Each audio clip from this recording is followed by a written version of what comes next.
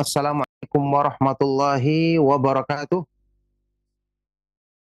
Alhamdulillah, innal hamdalillah nahmaduhu wa nasta'inuhu wa nastaghfiruh wa na'udzu billahi min syururi anfusina wa min sayyiati a'malina. May yahdihillahu fala mudhillalah wa may yudlil fala hadiyalah. Wa asyhadu an la ilaha illallah wahdahu la syarikalah wa asyhadu anna Muhammadan abduhu wa rasuluh. Allahumma salli wa sallim wa barik ala nabiyyina Muhammadin wa ala alihi wa ashabihi wa man tabi'ahum bi ihsanin ila yaumiddin, amma ba'du. Alhamdulillah, ma'asyiral muslimin, ma'asyiral ikhwa wal akhwat fid din rahimakumullah. Kaum muslimin, para pemerhati Roja TV dan Radio Roja dimanapun antum berada. Alhamdulillah, di kesempatan pagi hari ini kita kembali bersyukur kepada Allah Subhanahu wa taala. Kita kembali memuji dan menyanjungnya atas semua limpahan nikmat dan karunia-Nya. Alhamdulillah, kita kembali dipertemukan dengan taufiknya di dalam majelis ilmu, meskipun secara online, ya, dilanjutkan pembahasan dari kitab yang sangat bermanfaat, kitab Miftahu Daris Sa'adah, di pembahasan Al-Ilmu Fadluhu wa Syarafuhu, karya dari Al-Imam Al-Allamah Ibnu Qayyim Al-Jauziyah rahimahullahu ta'ala. Kita masih membahas tentang segi-segi keutamaan dan kemuliaan ilmu. Seperti yang diterangkan tadi, ini merupakan bagian yang terakhir. Penjelasannya cukup panjang tentang tafakkur, bainal ilmi wa tafakkur, antara ilmu dan tafakkur. Bagaimana caranya kita menjadikan ilmu itu sebagai sesuatu yang bisa memotivasi kebaikan pada diri kita. Kita renungkan agar benar-benar bisa menggerakkan kehendak dalam hati kita untuk melakukan kebaikan. Makanya di bagian terakhir kemarin, ya, kita bahas penjelasan Imam Ibnu Qayyim rahimahullah taala, ya, waktu beliau menjelaskan fal khairu was sa'adatu fi khizanatin miftahuha at-tafakkur. Kebaikan dan kebahagiaan itu ibaratnya tersimpan dalam satu lemari yang kunci untuk membukanya adalah tafakkur, memikirkan ilmu, ya. Maka ilmu yang bermanfaat merupakan buah atau hasil dari memikirkan dan merenungkannya. Sekarang kita akan lanjut, ma'asyiral muslimin rahimakumullah. Ibnu Qayyim rahimahullah taala menjelaskan fahahuna khamsatu umurin. Di sini ada 5 perkara. Ada 5 tahapan yang harus kita berusaha tempuh, lalui agar kita mendapatkan buah dari ilmu ini. Al-fikru wa thamratuhul ilmu, berpikir, memikirkan ilmu, memahaminya.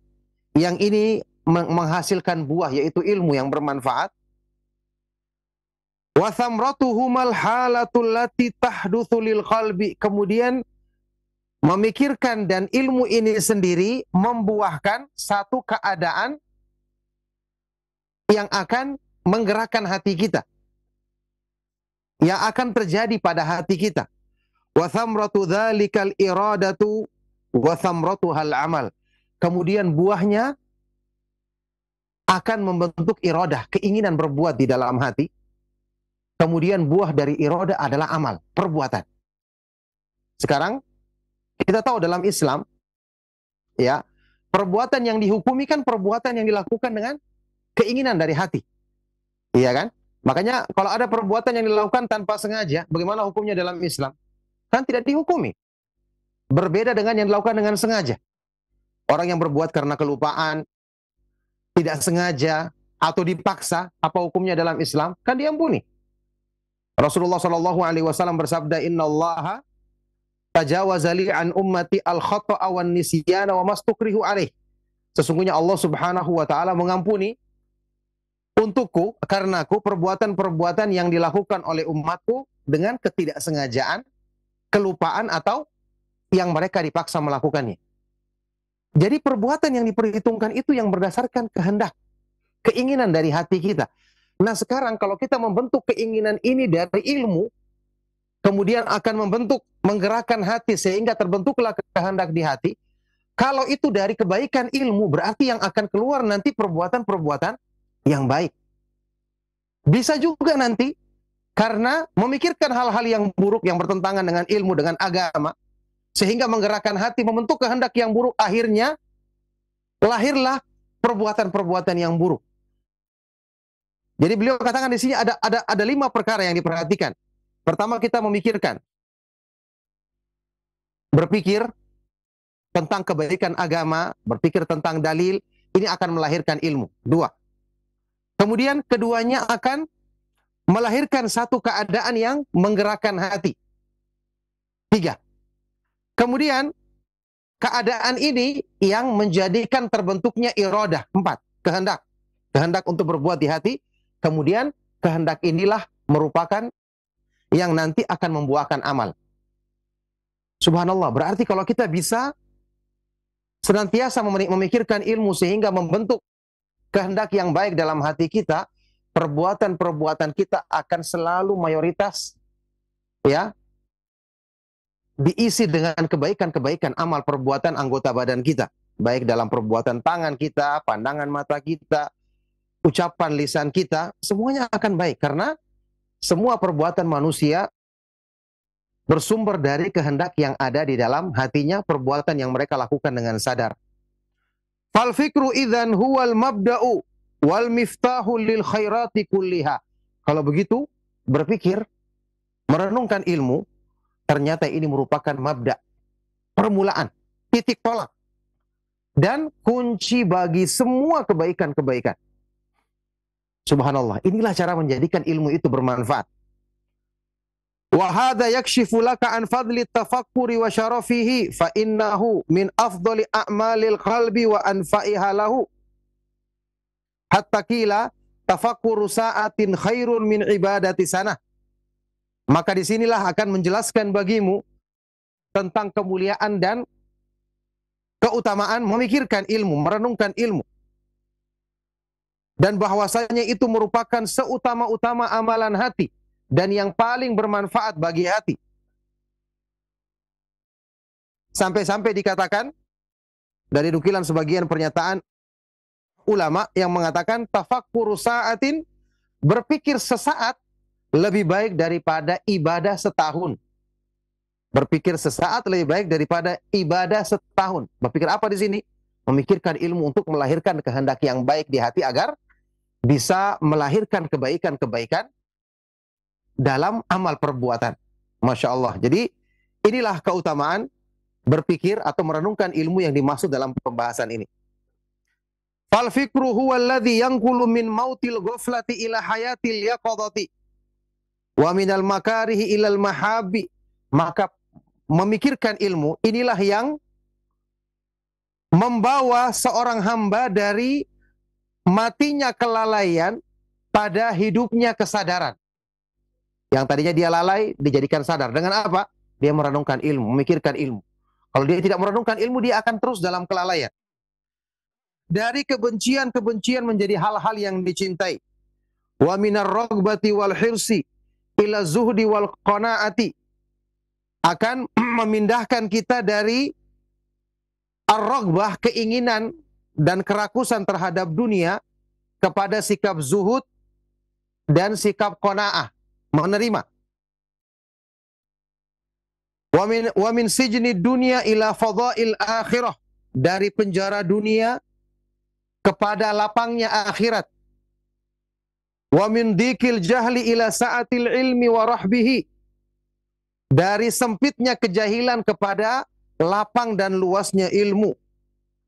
Wa min maradi syahwati wal ikhladi ila hadhihi dari ila syifa'il inabati ila Allah wa tajafi an daril ghurur, dan dari penyakit syahwat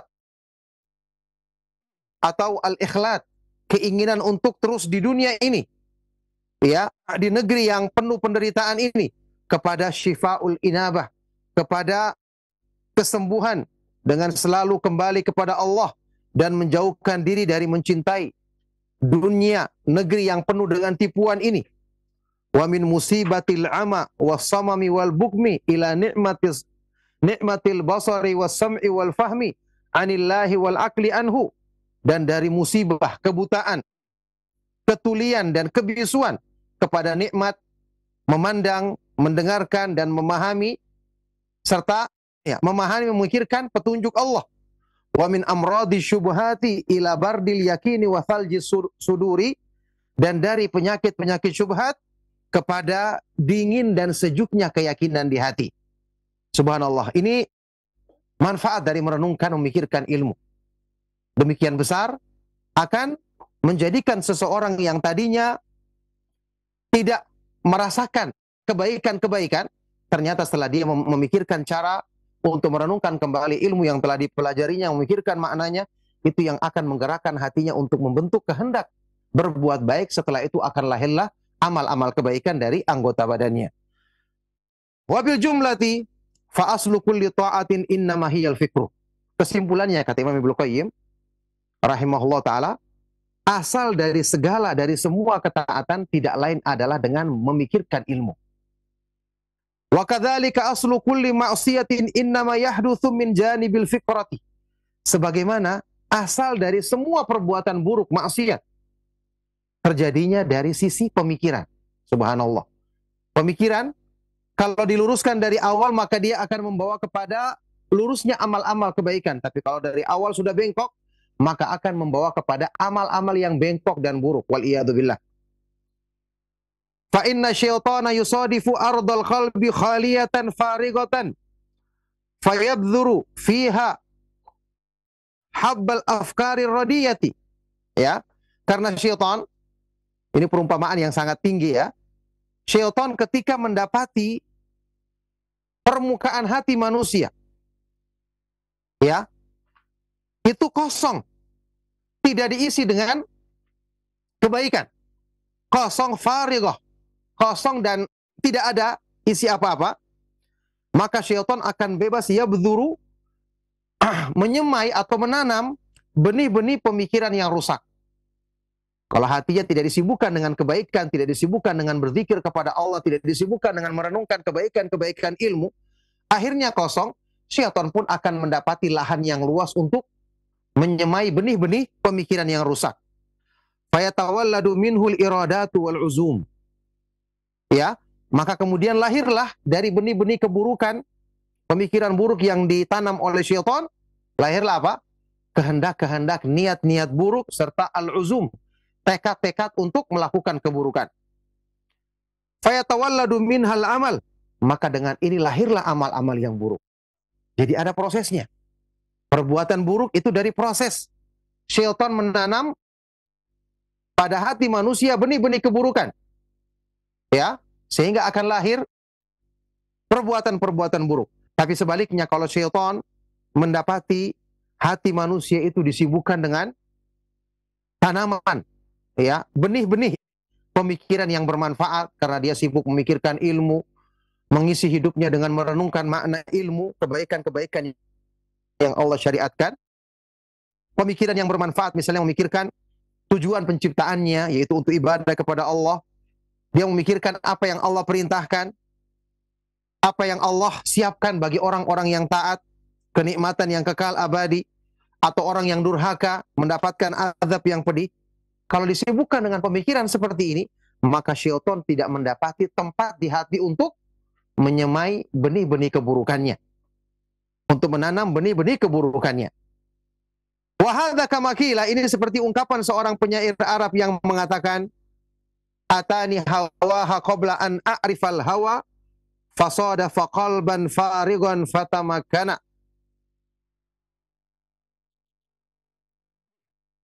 Atani hawaha, ya, datang kepadaku rasa cinta kepadanya sebelum saya mengenal cinta.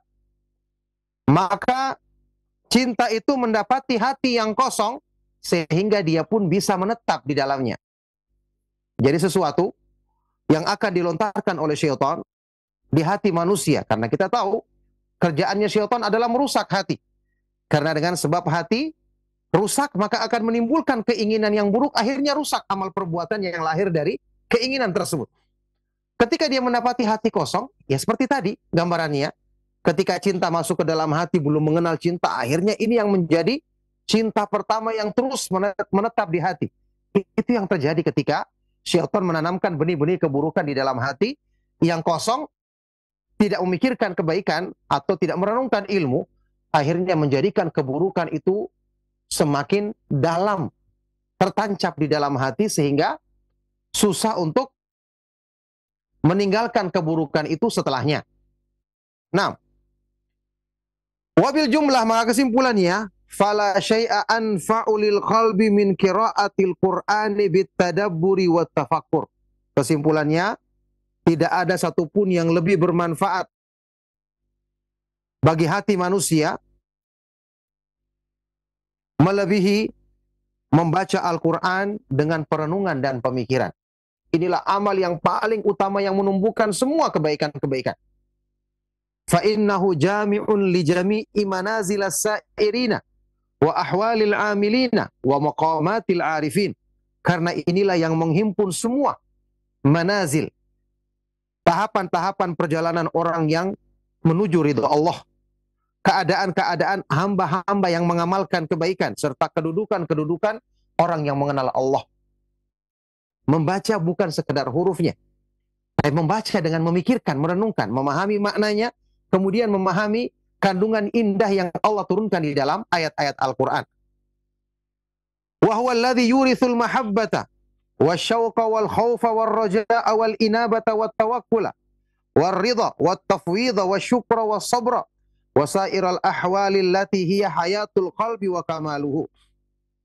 Inilah yang akan melahirkan cinta kepada Allah, kerinduan untuk selalu dekat dengannya, rasa takut, pengharapan, selalu kembali kepadanya, bertawakal, ridha, selalu memasrahkan segala urusan kepada Allah, selalu bersyukur, bersabar, dan semua keadaan-keadaan amalan-amalan hati yang merupakan sebab hidupnya hati dan sempurnanya kebahagiaannya.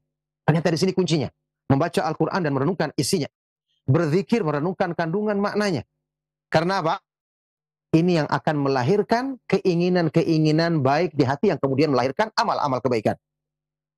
Wa kadzalika yazjuru an jami'is sifati wal af'alil madhmumati allati biha fasadul qalbi wa halakuhu. Sebagaimana merenungkan Al-Quran akan mencegah kita, melarang kita dari semua sifat-sifat dan perbuatan yang buruk, yang tercela, yang merupakan sebab kerusakan dan kebinasaan hati.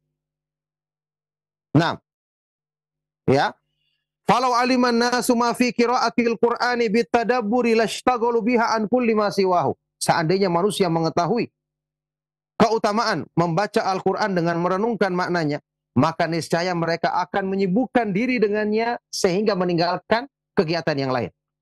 Tidak ada yang lebih bermanfaat dibandingkan perbuatan ini.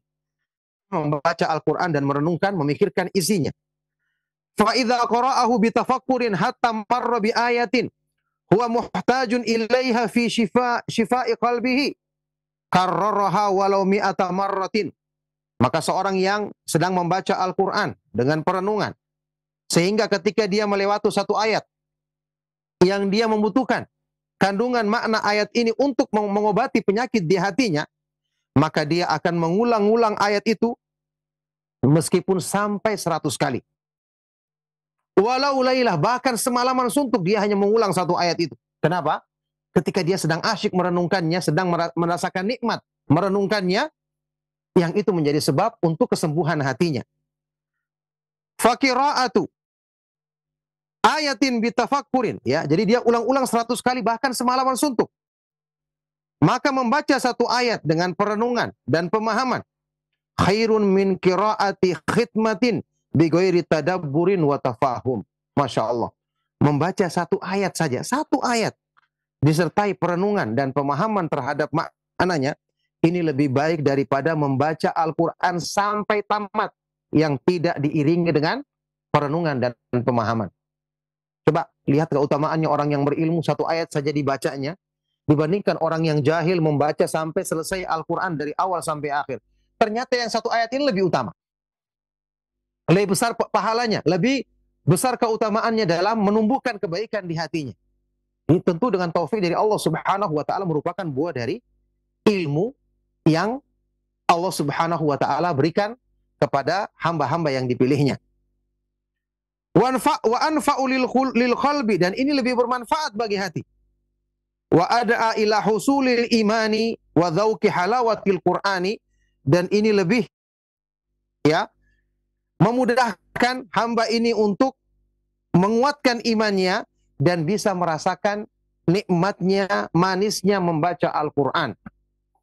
Berapa kali kita ulangi pernyataan dari siapa? Sahabat yang mulia Utsman ibn Affan radhiyallahu taala anhu, "Lau tahurat qulubuna lama syabi'at min kalamillah."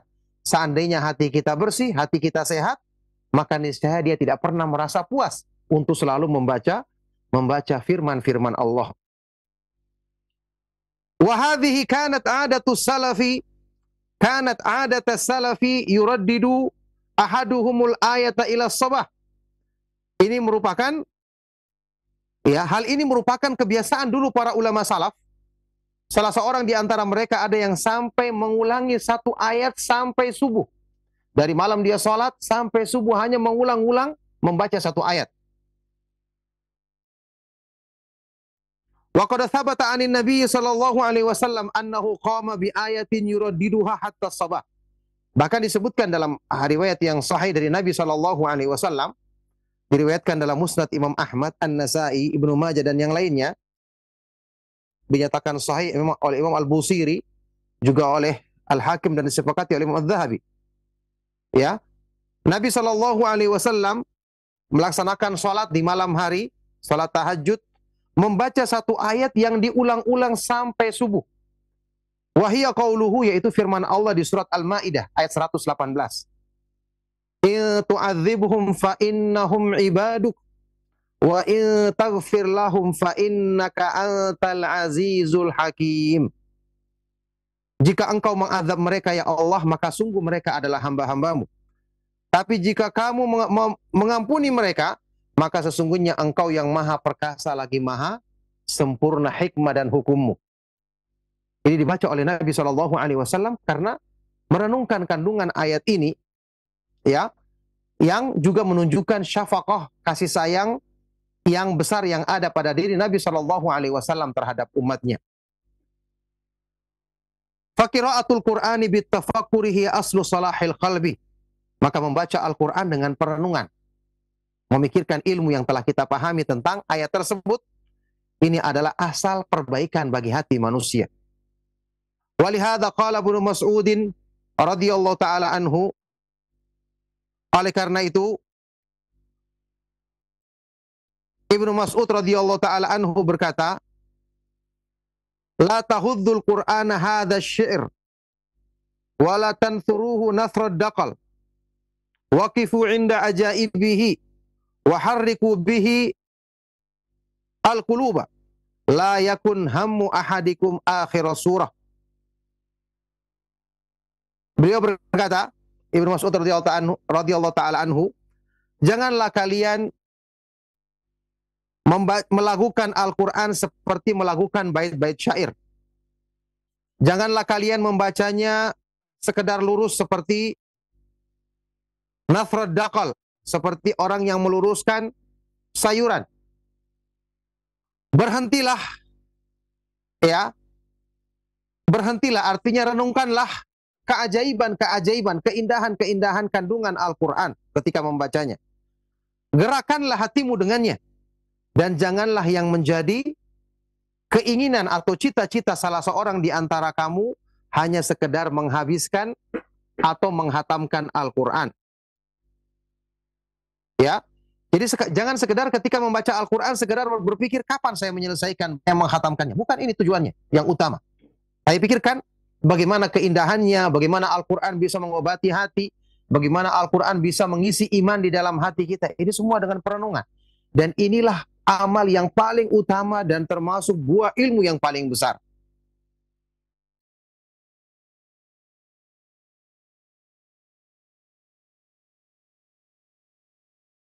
Ini diriwayatkan di dalam kitab Musannaf Ibnu Abi Syaibah, ucapan dari Ibnu Mas'ud radhiyallahu taala anhu ini. Nah, wa rawa Ayyub an Abi Hamzata qala qultu li Ibni Abbasin inni sari'ul qira'ati inni aqra'ul Qur'ana fi thalathin.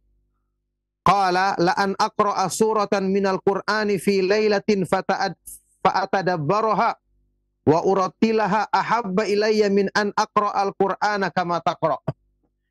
Imam Ayyub As-Sakhtiyani rahimahullah ta'ala meriwayatkan dari Abu Jamrah, ya seorang tabi'in yang mulia.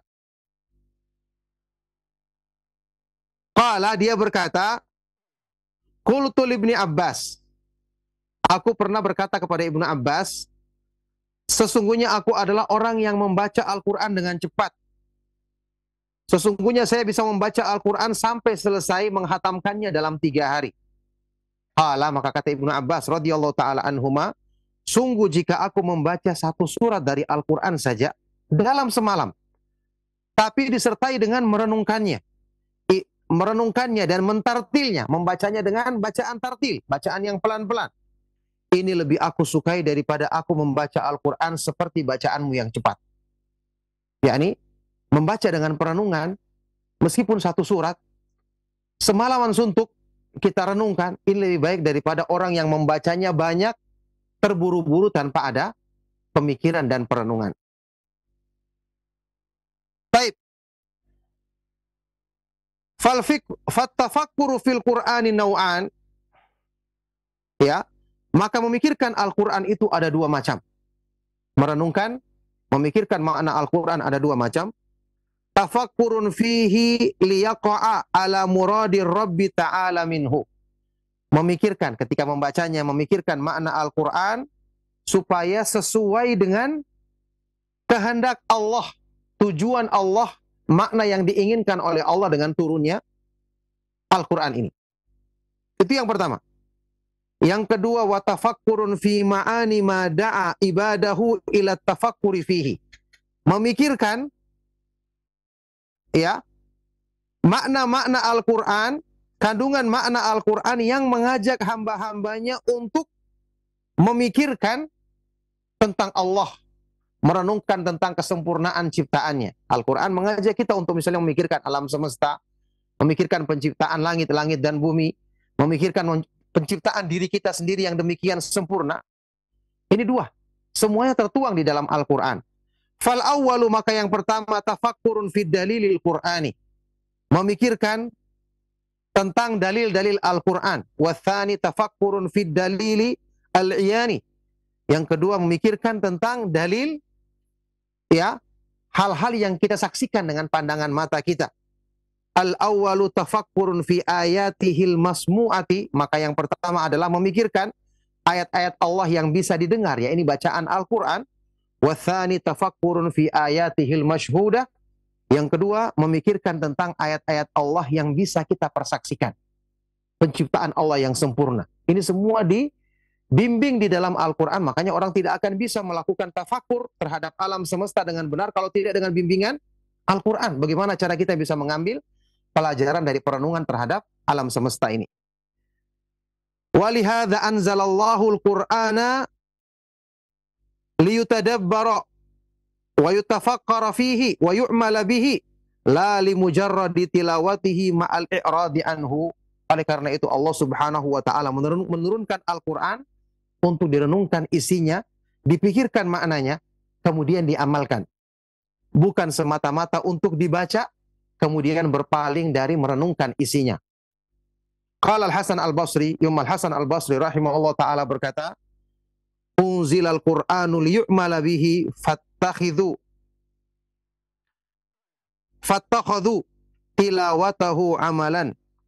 Al-Quran diturunkan untuk diamalkan hukum-hukumnya, maka manusia pun menjadikan bacaannya sebagai amalan. Jadi orang-orang sekarang berpikir, kalau kita katakan amalkan Al-Quran, maksudnya apa? Baca dengan baik, baca dengan rajin, sekedar baca saja, dianggap itulah amalan. Betul, ini termasuk amalan. Tapi amalan yang merupakan tujuan diturunkannya Al-Quran belum tercapai dengan sekedar membacanya. Ini hanya sarana untuk mencapai amalan yang merupakan tujuan utama diturunkannya Al-Quran, yaitu apa? Merenungkan isinya, memahami maknanya agar bisa menyentuhkan hati, agar menghidupkan hati yang kemudian melahirkan amal-amal kebaikan. Wal yakun hadza akhirul kalami wa qad jalabtu ilaika fihi nafaisa wa fi mithliha yatanafasul mutanafisun wa jallaitu alaika fihi araisa ila mithlihinna badarul khatibun. Maka inilah inilah yang hendaknya menjadi akhir dari pembahasan mengenai keutamaan ilmu ini. Sungguh aku telah bawakan kepadamu ya keutamaan-keutamaan ilmu yang sangat berharga, yang pada hal yang seperti ini hendaknya orang-orang yang beriman berlomba-lomba untuk mengejarnya. Wa jallaitu alaika fihi arais, dan aku telah nampakkan pada pembahasan ini keindahan-keindahan, yakni aku telah menghiasi pengantinnya. Maka untuk yang seperti ini, orang-orang yang mengkhitbah hendaknya bersegera untuk bisa mencapainya. Wa akhiru da'wana anil hamdulillahi rabbil alamin, dan akhir dari seruan kita mengatakan segala puji bagi Allah Subhanahu wa taala, Rabb semesta alam. Maka selesai sampai di sini pembahasan bab keutamaan dan kemuliaan ilmu yang disampaikan atau ditulis oleh Imam Ibnu Qayyim rahimahullah taala dalam kitabnya yang sangat bermanfaat, kitab Miftahu Daris Sa'adah wa Mansyuru Walayati Ahlil Ilmi wal Iradah, telah selesai kita baca. Dengan taufik dari Allah Subhanahu wa taala, semoga kita bisa mengambil manfaatnya, mengambil faedahnya untuk kita praktekkan dalam kehidupan kita guna meraih kebahagiaan dunia dan di akhirat nanti. Barakallahu fikum. Cukup sampai di sini. Insyaallah kita akan melangkah ke kitab yang berikutnya yang kita akan sebutkan nanti, insyaallah kita akan pilihkan dan kita akan umumkan nanti. Mudah-mudahan Allah Subhanahu wa taala senantiasa memudahkan taufiknya bagi kita semua dalam rangka mempelajari ilmu agama, untuk kita dimudahkan senantiasa berpegang teguh dengan Islam sampai di hari kiamat. Barakallahu fikum. Demikianlah kajian kita di kesempatan pagi hari ini. Mohon maaf atas segala yang salah dan kurang. Sallallahu wasallam wa barak ala nabiyina Muhammad wa ala alihi wa ashabihi wa man tabi'ahum bi ihsanin ila yaumiddin. Walhamdulillahi rabbil alamin. Subhanakallahumma wa bihamdika asyhadu an la ilaha illa anta astaghfiruka wa atubu ilaik. Wassalamualaikum warahmatullahi wabarakatuh.